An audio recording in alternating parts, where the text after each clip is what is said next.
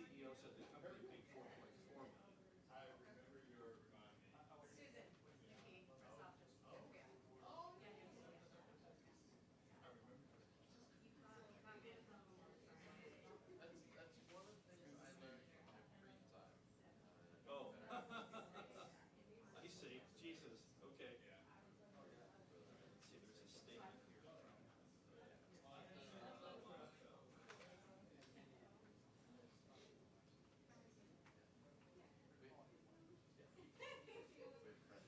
Okay, so she says the following, and I can read this back slower if you want, but let me just read this part. After Colonial Pipeline's quick notification to law enforcement and pursuant to a seizure warrant, the department has found and recaptured the majority of the ransom, is how she puts it.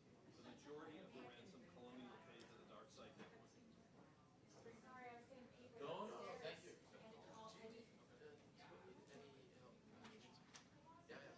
Today, we turned the tables on our side. That's a nice quote.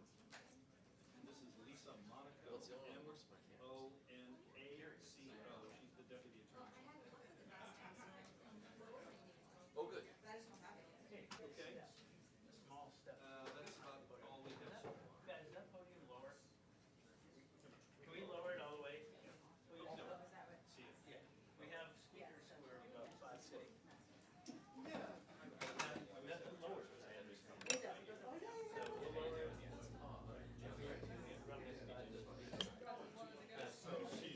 Is that lower? Yeah, it doesn't seem like it goes down any further. Hey. Makes noise. Yeah, All right. that's it. Yes. Is that That's good. How tall are you? So, do me a favor. 5'4"? Let's go in there. We're gonna do a stand. I'm gonna be your model for today. You've met this.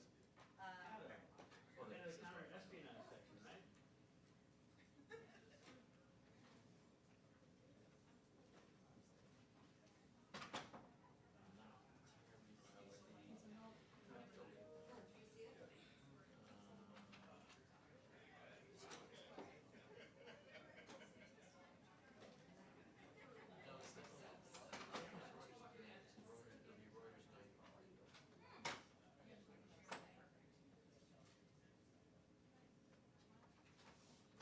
So we wanna.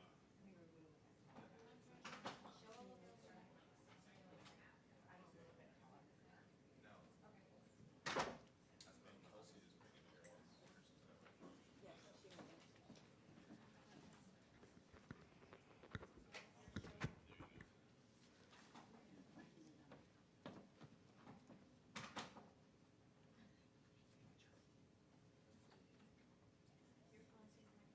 But no, I'm seeing my phone.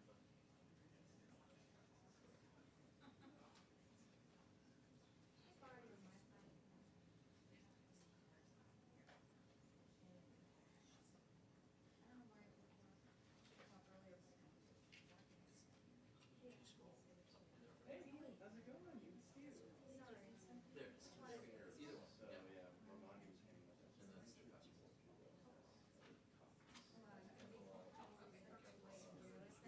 Yes. I'm not the one who chose it. I'm very careful.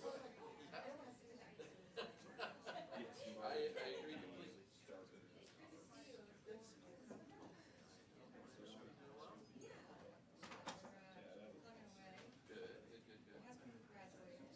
Yes, I saw it. Congratulations. Sorry.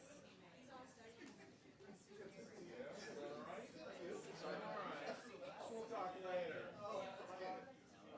My mom's on. How are you? Thank you so much. Just let you know. Just let you know.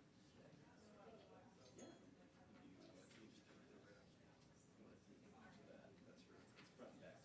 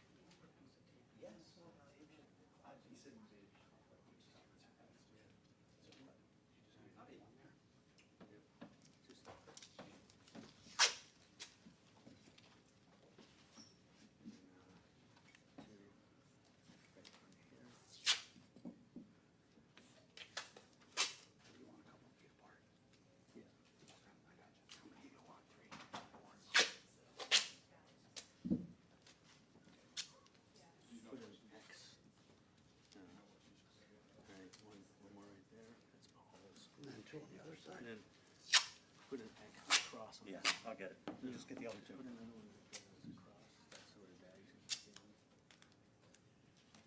Alright, thanks. Two more here. Yep. One right.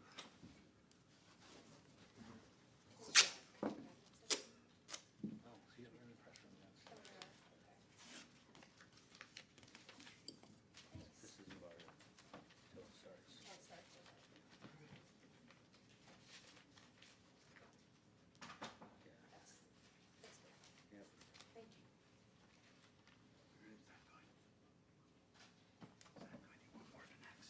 No, it's good. So pull this, move this one over.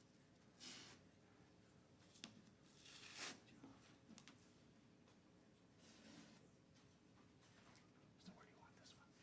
Put this one right here. And then just move. Thank you.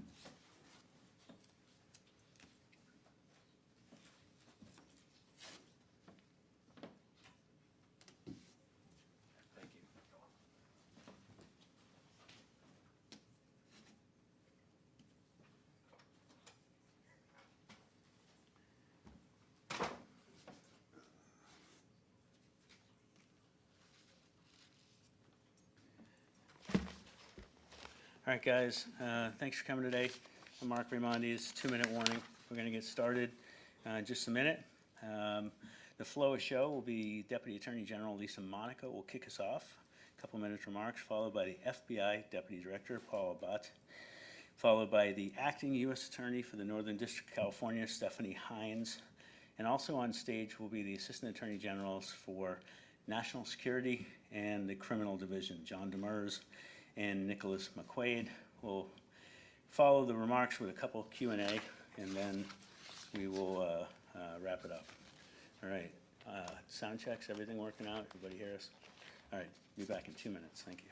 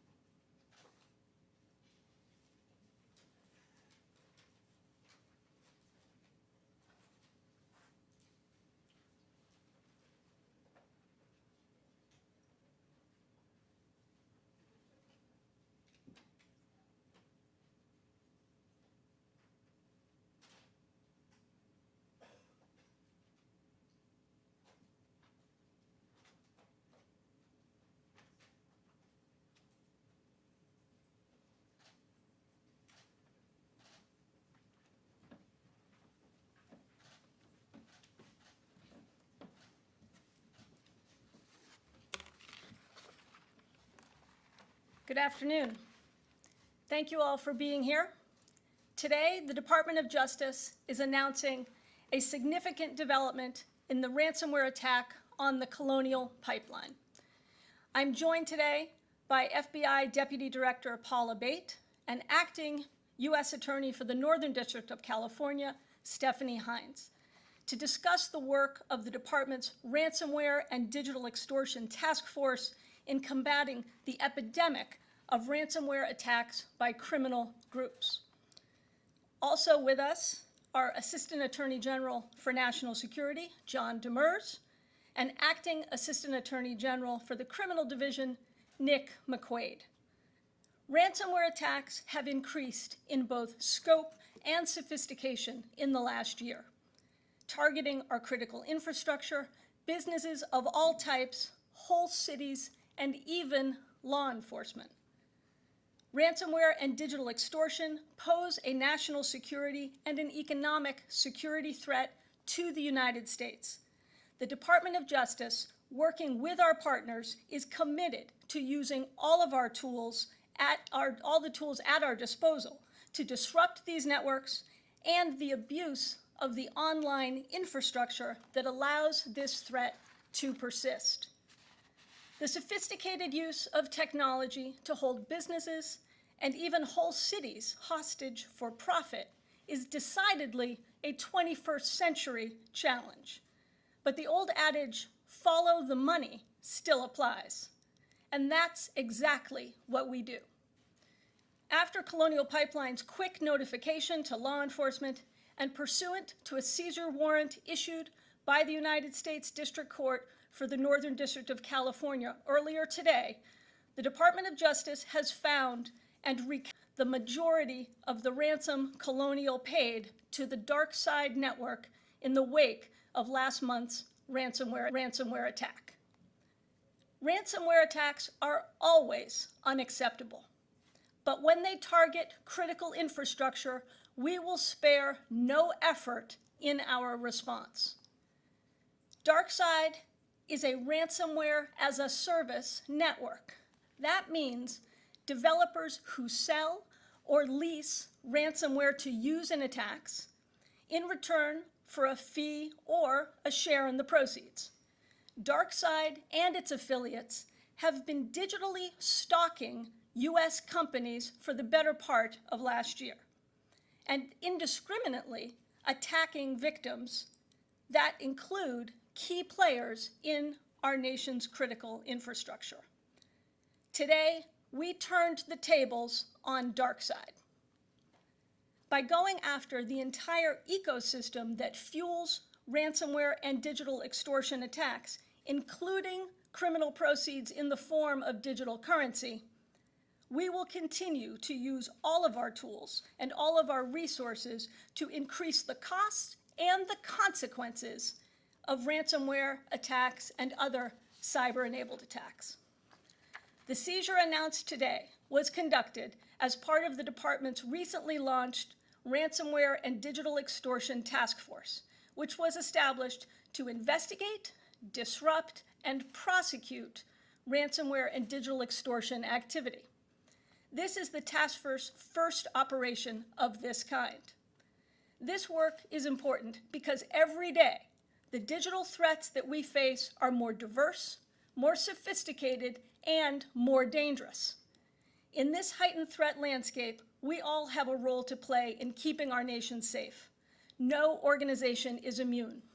So today, I want to emphasize to leaders of corporations and communities alike, the threat of severe ransomware attacks pose a clear and present danger to your organization, to your company, to your customers, to your shareholders, and to your long-term success. So pay attention now. Invest resources now. Failure to do so could be the difference between being secure now or a victim later. But also know that we are all in this together. The U.S. government will continue to do more to increase our nation's resilience while increasing the costs to our digital adversaries and those that enable or harbor them. And we cannot do so without you. The Department of Justice will continue to evolve as the threat evolves.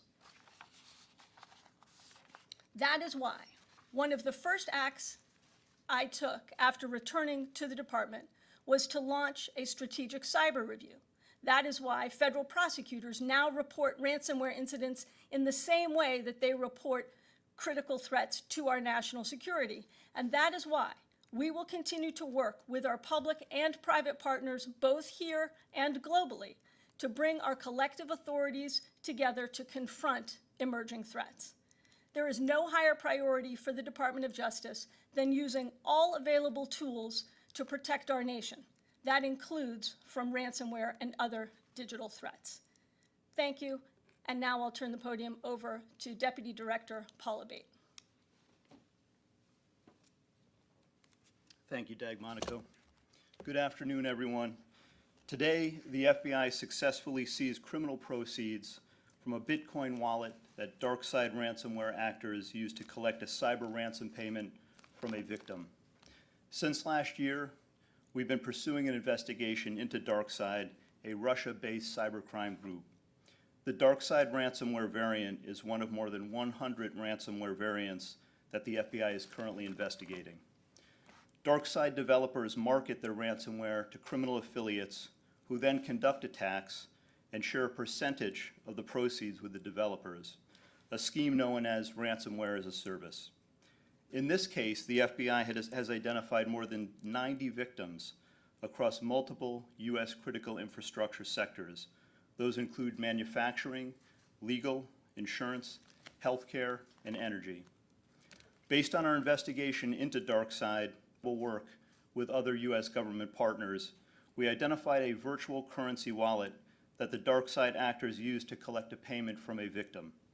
Using law enforcement authorities, victim funds were seized from that wallet, preventing Darkside actors from using them. This is just the latest disruption that the FBI and DOJ have taken to impose risk and consequences on cyber adversaries.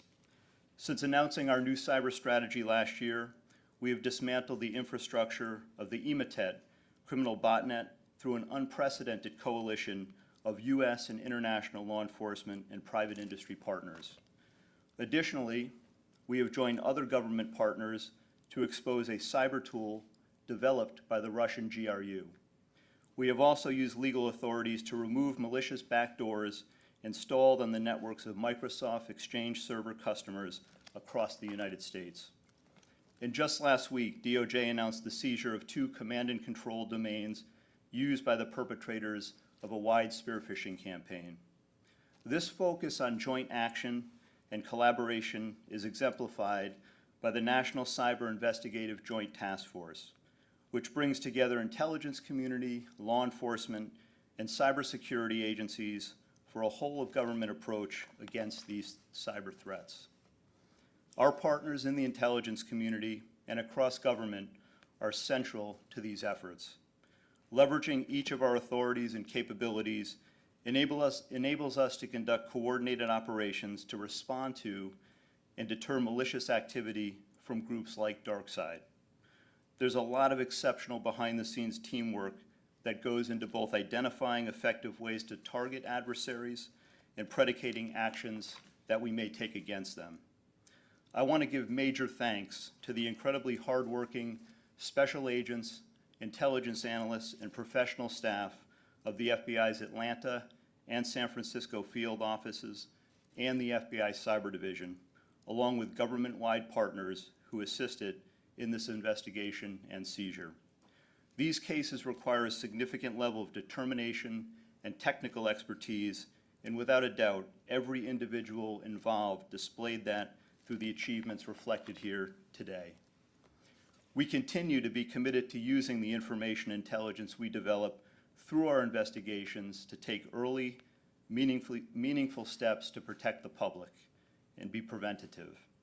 We will continue to work relentlessly and seek innovative ways to use our unique authority, world-class capabilities, and enduring partnerships for maximum impact against our adversaries.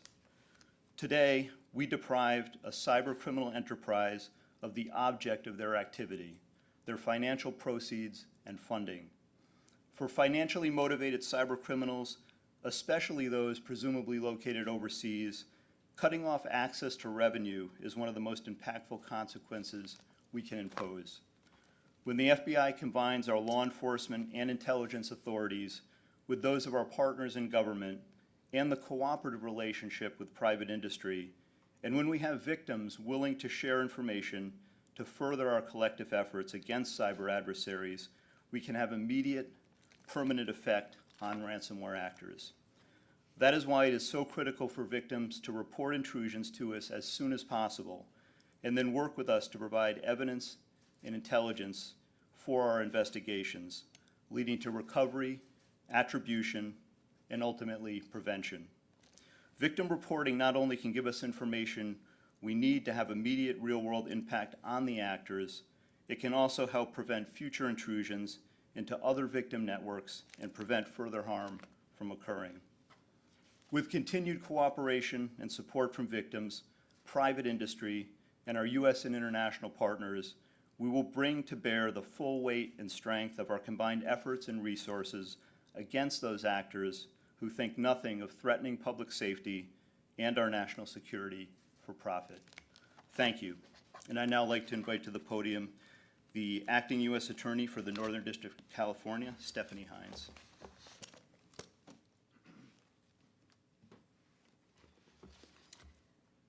I want to thank Deputy Attorney General Monaco for inviting me to add my remarks. Last week, Deputy Attorney General Monaco spoke about the onslaught of ransomware attacks being carried out and suggested we all should focus organized resources on meeting this challenge.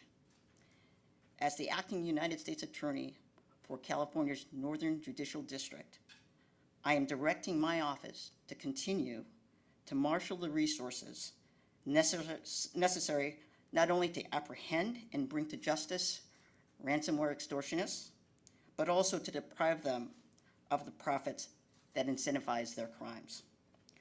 Today we announced the seizure of millions of dollars in Bitcoin paid by an innocent victim in ransom in a bid to regain control of computer systems. The extortionists will never see this money. New financial technologies that attempt to anonymize payments will not provide a curtain from behind which criminals will be permitted to pick the pockets of hardworking Americans. This case demonstrates our resolve to develop methods to prevent evildoers from converting new methods of payment into tools of extortion for undeserved profits.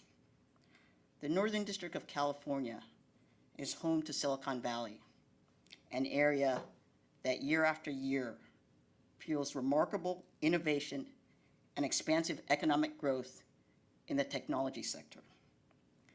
As the nation increases its reliance on technologies developed within and exported from Northern California, so too do we increase our reliance on law enforcement to develop, maintain, and employ the expertise necessary to keep our technologies safe. Criminal actors employ aggressive, complex tactics to attack our infrastructure and our daily lives, and increasingly can do so from anywhere on the planet. Our efforts to disrupt and deter these threats must be creative and advanced. I want to thank our partners at the FBI for their professional deployment of expertise and for their skill in coordinating with the prosecutors in my office and with our colleagues in the criminal division components to allow us to reach this result. I'd like to turn the podium back over to Deputy Attorney General Monaco. Thanks, Stephanie. Okay, I think we're ready for a few questions. Ms. Monaco, how much of the money did you take out of this Bitcoin account that you found? Did you clean it out, basically? And is this the first time the government has ever done this? So it's not the first time that the government has ever seized cryptocurrency in connection with ransomware attacks. This is the first such seizure that the Ransomware and Digital Extortion Task Force has undertaken. With regard to your first part of your question, Pete, I'll let the court documents speak for themselves. They lay out the probable cause that was presented to the Northern District, to the judge in the Northern District of California with regard to the tracing of the criminal proceeds to the Darkside actors. Sarah. Hi, I was wondering, does this mean, based on this example, for other companies, when this happens to them, does this imply that they should also pay if it's through cryptocurrency because of the blockchain technology and the way that the FBI was able to track the money and seize it? I mean, is that a tactic that companies should consider? Look, the message we are sending today is that if you come forward and work with law enforcement, we may be able to take the type of action that we took today to deprive the criminal actors of what they're going after here, which is the proceeds of their criminal scheme. We cannot guarantee, and we may not be able to do this in every instance. So the point here is this is a very significant undertaking. This was an attack against some of our most critical national infrastructure in the form of the Colonial Pipeline. This represents the swift whole-of-government response represented in the work of this task force and our determination to go after the entire ransomware criminal ecosystem used by these types of criminal networks and their affiliates, which are targeting and going after, including in disruptive ways, our critical infrastructure. Alex, ABC. Thanks.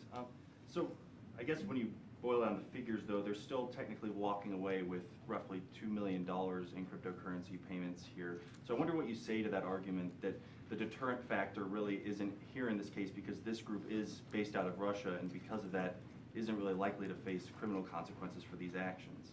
Well, I'm not going to get ahead of the investigative efforts and the full consequences that associated with this ongoing investigation, but this represents the seizure and deprivation from criminal actors of exactly what they're going after, which is criminal proceeds of their scheme. And it was swiftly done based on and thanks to the quick notification by Colonial Pipeline, their work with the U.S. government, and the message here today is we will bring all of our tools to bear to go after these criminal networks, including the ecosystem and the illicit and the abuse, frankly, of the online infrastructure that they use, including digital currency, to perpetrate these schemes.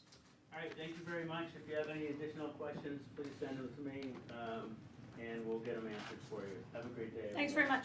Thank you.